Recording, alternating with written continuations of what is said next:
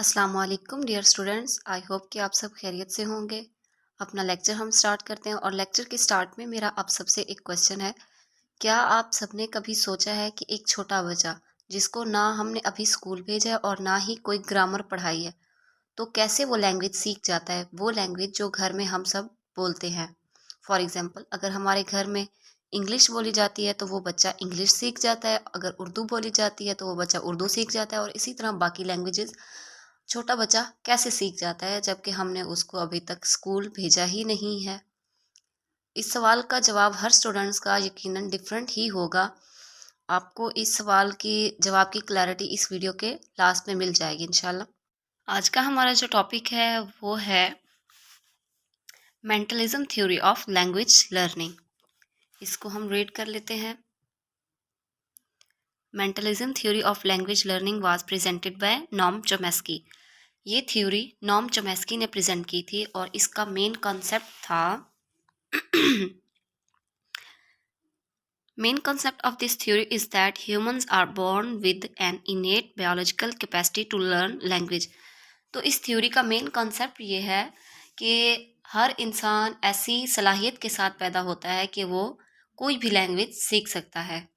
इंसान बाकी जो जानदार हैं उनसे इसी चीज़ की वजह से डिफरेंट है कि इंसान के अंदर शऊर है, अकल है और वो कोई भी ज़बान बोल सकता है। ज़बान और दिमाग तो बाकी जानदार में भी है, लेकिन वो कोई भी बात नहीं कर सकते। ये काम सिर्फ इंसान ही कर सकते हैं कि वो कोई भी लैंग्वेज सीख सकते हैं, बोल सकते हैं। तो आगे पढ़ते हैं हम। तो इस थ्योरी का ये जो कॉन्सेप्ट है कि तमाम इंसान एक ऐसी सलाहियत के साथ पैदा होते हैं कि वो कोई भी लैंग्वेज सीख सकते हैं। इस कॉन्सेप्ट को कहा जाता है लैंग्वेज एक्विजिशन डिवाइस। यानी अल्लाह ताला ने हमारे दिमाग के अंदर एक ऐसी डिवाइस रखी है कि वो लैंग्वेज सीखने के लिए ही है। उसकी मदद से हम कोई भी लैंग्वेज सीख सकते हैं। बायोलॉजी के जो स्टूडेंट्स हैं उनको ज़्यादा पता होगा कि हमारे दिमाग के डिफरेंट सेक्शंस हैं। For example fore brain, mid brain, hind brain, और हर सेक्शन जो है वो डिफरेंट फंक्शंस परफॉर्म करता है। इसी तरह हमारे दिमाग में एक ऐसा सेक्शन भी है जिसकी मदद से हम लैंग्वेज सीख सकते हैं। यानी कि हमारे दिमाग में कोई जो है वो सेक्शन वो कर रहा है हमारे इमोशंस को कंट्रोल, कोई हमारी ओवरऑल बॉडी को कंट्रोल कर रहा है, कोई बाकी डिफरेंट फंक्शन परफॉर्म कर रहे हैं। इसी तरह एक ऐसा सेक्शन है जहाँ पे एक ऐसी डिवाइस है जिसे कहा जाता है language acquisition device, LAD, LAD. वो हमें हेल्प आउट करती है कि हम कोई भी लैंग्वेज सीख जाते हैं। यही वजह होती है कि बच्चे ग्रामर या फिर किसी स्कूल जाए बगैर कोई भी लैंग्वेज सीख जाते हैं जो उनके घर में बोली जा रही होती है। नेक्स्ट हम देखते हैं।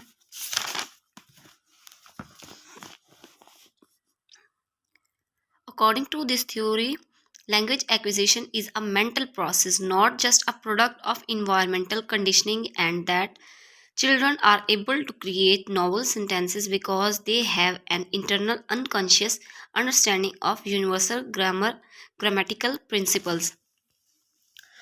तो इस थ्योरी के अकॉर्डिंग हर इंसान जो है वो लैंग्वेज सीख जाता है, और लैंग्वेज सीखने का जो अमल है ये एक मेंटल प्रोसेस है, ना कि इन्वायरमेंट के ज़रिए से, कंडीशनिंग के ज़रिए से हम सीखते हैं। ये जो थ्योरी थी actually it was totally opposite to behaviourism theory of learning.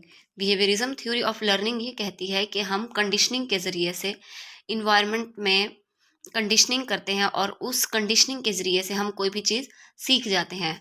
ये बिहेवियरिज्म थ्योरी उस चीज़ पे तो अप्लाई होती है कि जो हमारे फिज़िकल एक्शंस होते हैं। फॉर एग्जांपल हम कोई काम करना सीख जाते हैं, जैसे कि ऑब्जर्वेबल हमारे बिहेवियर में कोई तब्दीली आ जाती है, तो ये थ्योरी उस पे तो अप्लाई होती है। बट लैंग्वेज सीखना एक डिफरेंट प्रोसेस है और लैंग्वेज हम बिहेवियरिज्म थ्योरी के प्रिंसिपल के अकॉर्डिंग बिल्कुल नहीं सीखते। दूसरा है कि हर इंसान के अंदर एक अनकॉन्शियस एबिलिटी होती है कि वो लैंग्वेज को सीख पाता है, समझ पाता है।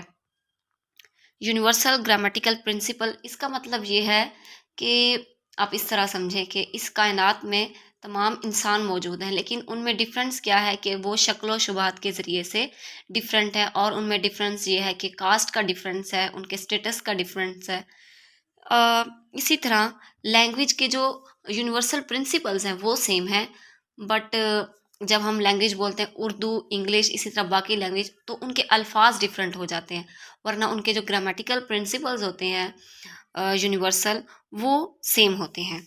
इसका जो की कंसेप्ट है वो हम देख लेते हैं। मेंटलिज्म थ्योरी जो थी कंट्रास्ट करती है बिहेवियरिज्म थ्योरी, यानी कि ये बिहेवियरिज्म थ्योरी के टोटली ऑपोजिट है। नेक्स्ट इसका जो की पॉइंट है दैट इज़ इनेट एबिलिटी। इनेट एबिलिटी यानी कि अल्लाह ताला हर इंसान को इस सलाहियत के साथ पैदा करते हैं कि वो कोई भी लैंग्वेज सीख पाते हैं। तो अगर हम चाहते हैं कि हम इंग्लिश लैंग्वेज सीखें, बिकॉज़ आजकल इंग्लिश हर कोई सीखना चाहता है, तो वो ये सोच रहे होते हैं कि हमें पहले ग्रामर पढ़नी पड़ेगी, उसके सारे प्रिंसिपल्स पढ़ने पड़ेंगे, देन हम इस काबिल होंगे कि हम इंग्लिश बोल सकते हैं। हालाँकि ऐसा बिल्कुल भी नहीं है। आप जस्ट इंग्लिश को छोटे-छोटे उसके वर्ड्स को अपनी डेली रूटीन में प्रैक्टिस करें, तो आहिस्ता-आहिस्ता आप इस काबिल हो जाएँगे कि आप वो लैंग्वेज बोल पाएँगे। अगर आप चाहते हैं कि आप इंग्लिश लैंग्वेज सीखें, तो आपके लिए ज़रूरी है कि आप कोई भी इंग्लिश मूवीज़ देख लें, इंग्लिश ड्रामाज़ देख लें। चाहे आपको वर्ड समझ ना आ रहे हों, बट आप उस मूवी को देखें, और जब आप उसको देखेंगे, उसके सीन्स को देखेंगे, देन आपको समझ आएगी कि उस मूवी में एक्चुअली क्या कॉन्सेप्ट, क्या मैसेज दिया जा रहा है, और आहिस्ता-आहिस्ता आप इंग्लिश बोलना भी सीख जाएँगे। दैट नेक्स्ट हमारा जो पॉइंट है that is language acquisition device. इस पूरे हमारे जो लेक्चर का मेन नेक्स्ट पॉइंट है that is language acquisition device, यानी कि हमारे दिमाग में ये एक डिवाइस अल्लाह ताला ने रख दी है कि जो हमें हेल्प करती है, हम कोई भी लैंग्वेज सीख सकते हैं। मेंटल प्रोसेस दूसरा हमारा जो लास्ट है की point that is mental process, यानी लैंग्वेज सीखना टोटली मेंटल प्रोसेस है। हमारे दिमाग जो है इस पे हमें मदद करता है कि हम लैंग्वेज को पहले समझते हैं, देन उसको हम बोलने के काबिल बनते हैं। अगर हमें समझ ही ना आए तो हम कैसे बोल पाएँगे? जैसे दिमाग बाकी जानदार में भी है, लेकिन वो कोई भी लैंग्वेज हम उनके सामने बोल भी रहते हैं, लेकिन वो समझ नहीं पाते। उम, इसीलिए ये जो थ्योरी है मेंटलिज़्म, ये बिहेवियरिज़्म के मुखालिफ है, क्योंकि बिहेवियरिज़्म कहती है कि इंसान के सामने जो भी किया जाए वो सीख जाता है। लेकिन अगर जानवरों के सामने हम कोई भी ज़बान बोल रहे हैं, तो वो जानवर तो लैंग्वेज बोलना नहीं सीख पाते। तो यही डिफ़रेंस है। इसीलिए मेंटलिज़्म थ्योरी जो इसकी अपोज़िट दी गई थी बिहेवियरिज़्म के, ये कहती है कि हम अपने लेक्चर को कंक्लूड करते हैं, और कंक्लूजन ये है कि मेंटलिज़्म थ्योरी ये कहती है कि लैंग्वेज सीखना टोटली जो है वो मेंटल प्रोसेस है। हमारा दिमाग हमें मदद करता है कि हम कोई भी लैंग्वेज सीख सकते हैं। हालांकि दिमाग बाकी जानदार में भी है, लेकिन वो ज़बान को भी बोलना नहीं सीख पाते। अल्लाह ताला ने ये सलाहियत सिर्फ़ इंसानों को दी है कि वो कोई भी लैंग्वेज सीख सकते हैं, बोल सकते हैं।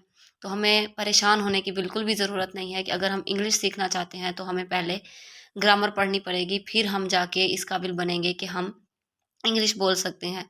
जस्ट आप इंग्लिश को अपनी डेली लाइफ़ में प्रैक्टिस करना शुरू करें, छोटे-छोटे सेंटेंसेस से, छोटे-छोटे वर्ड से स्टार्ट करें, और आप इस काबिल हो जाएँगे कि आप इंग्लिश तेज़ी से रवानी के साथ बोल सकेंगे। ये थ्योरी लास्ट में दोबारा से आपको बता देते हैं कि नॉम चोमेस्की ने दी थी, और आई होप कि जो फर्स्ट लेक्चर के स्टार्ट में मैंने आपसे क्वेश्चन पूछा था, अब आपको उसका आंसर क्लियर हो चुका होगा कि बच्चे जो हैं वो लैंग्वेज किस तरह सीख सकते हैं, कि अल्लाह ताला ने लैंग्वेज एक्विजिशन डिवाइस हमारे माइंड में रखी है, वो हमें हेल्प करती है कि हम कोई भी लैंग्वेज सीख पाते हैं, बोल पाते हैं। अगर आपको मेरा ये लेक्चर पसंद आया हो, समझ आया हो, तो काइंडली आप मेरे चैनल को सब्सक्राइब करें, मेरी वीडियो को लाइक करें, कमेंट करें, और आगे बाकी स्टूडेंट्स के साथ शेयर करें जो इस टॉपिक को समझना चाहते हैं और पढ़ना चाहते हैं। Thank you so much. अल्लाह हाफ़िज़।